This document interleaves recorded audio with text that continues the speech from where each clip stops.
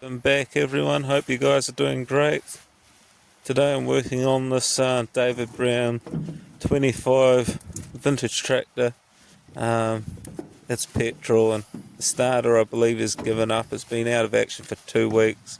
Haven't really needed to use it because I wasn't doing any scrap, but just picking up cars. So now that I'm needing to load out scrap, I need to get the thing running just to save my back a little bit.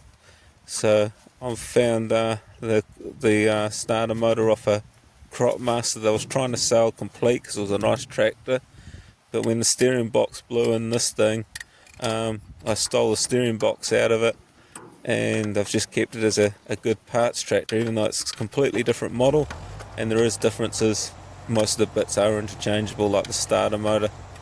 It's quite hard to get in and out of this frame, but it's easy accessed, and you just have to wiggle and turn, and there's a way to do it, but it's fine. It was quite a good tractor. It really needs a birthday.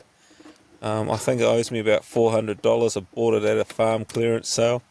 No one really was interested in it, and it's done me well so far. The rear seal for the gearbox is needing done immediately.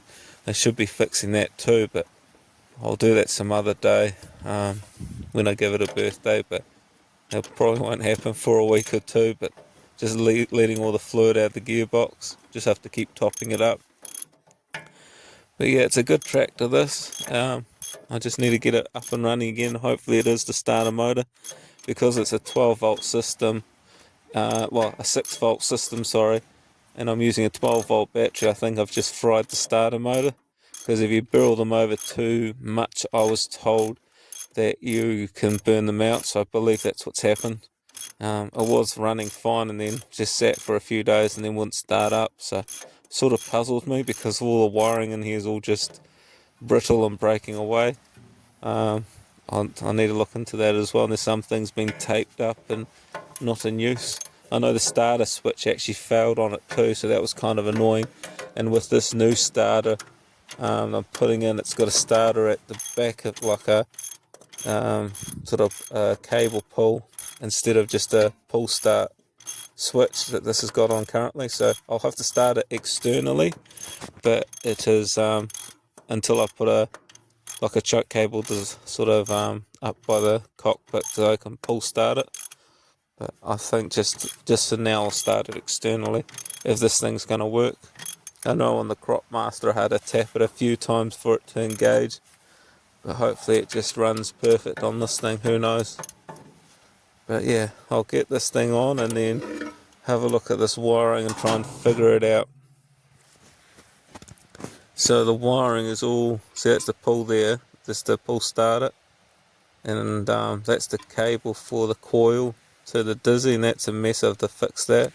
And I've got to figure out which is positive, because this is positive earth, no, positive earth. So I've got to try and work out what's positive earth and what's negative. No, I'm getting that wrong. No, it's positive. Yeah, it's positive earth. And yeah, I've got to sort all that out and figure it out. And probably extend the cable as well. I've got to extend that cable, and I'll probably pull it off the starter motor, because that will have to go over to this one. And then this one will have to go over to this side. So it's going to look like spaghetti junction until I fix it and tidy it up properly. But I think I can do it quite tidily without making it a mess, which hopefully I can do that, maybe. I'm not sure. Yeah, I'll go and grab that cable. But that's the tractor there, 40-gallon drum on the front, just so I can lift it's full of water, so I just can lift a ton on these little tiny forks. I need to add an extension on them at some point. Just safe dropping cars on. This is a starter that came out of it, and I've only got my metric set here today, which is a pain, because this I think is Imperial. I don't think it's Whitworth, but yeah, this is Imperial metric set. So I'll just pull this cable off the back, and then I can MacGyver it all together, and then hopefully this tractor will run. And this starter motor that's on the ground, I'll put aside, and hopefully I can rebuild it, or just see if I can fix it up, because they're getting hard to get some bits for, and I feel that it's possibly savable. Maybe just got to keep the water out of it and keep it out of keep it in undercover. But yeah, I don't mind working outside on the ground. It's fine. I don't need a workshop. You don't need clean hands either. Just get it done and get things moving. Otherwise things never happen, you know. So we'll just pull this off and then go and see if I can get this tractor running, because I really need it to go today, ideally, so I can just start loading. I've got probably about 4 or 5 ton of heavy steel to go through, and they're paying about $300 a ton at the moment. So it's a wee bit of pocket money. So if I can do that, that'll be great. So let me MacGyver all this together, and hopefully you'll see it up and running in very short time, maybe. Just like this. And that's it up and running. I'm surprised it starts first pop with that. I know it looks a bit crazy in there. Don't look too hard, it'll hurt your eyes. I have taped up everything that was exposed wiring so it doesn't earth out or cause a fire or stuff like that. All the hydraulics are working again, which is good. A little bit slow sometimes. Yeah, but it's a tidy running tractor. I had to cut the exhaust off there because the steering box is slightly different. It used to go underneath the tractor, the exhaust. I don't mind breathing in a little bit of fumes. Yeah, that's it up and running. And yeah, I'm over the moon. I'll tie that up too, and so I don't drag that on the ground. It's just a hydraulic line. But yeah, that's it running, which I'm really happy with. An update on the Corolla. It's all running good now, but I think I've decided just to let it go. It's 34 years old, and I think it's just on its sort of last legs of sorts. I mean, it's still got plenty of life in it, but not for the work I need it to do. I think something with someone, I don't know why, but the boot's been moved in slightly, which is annoying. It's had dodgy repairs done there in the rear quarter. They're starting to leak rust through. The dash is all cracked up, which I don't find funny either.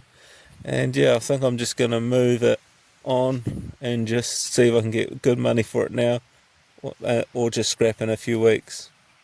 Another car I've just bought is this Volkswagen Polo. Nothing fancy, just an old Polo. But what is interesting is in New Zealand we don't normally get them in manual. In the UK, yes you do, but it's an unusual thing to see these in manual. So that little pocket rocket will be run around for a few weeks and then probably scrap it or part it out. Haven't really decided yet. It's just a cheap runabout. It's just coming to the yard. And the scrap trailer, this only takes half a ton. It's thrown a couple of bearings and it's just a mess dealing with old people's repairs. It's got a cool number plate, this trailer, 20 LOL. Quite cool old black plate. But yeah, I've got to sort this axle out that I've taken off the trailer, and I'm just going to get new stubs welded in to here. I'll take it down to the engineering shop and they'll just put the stub axles I've got on, and I can just build up a set of hubs for it and then get this trailer ready to take the loads with the David Brown.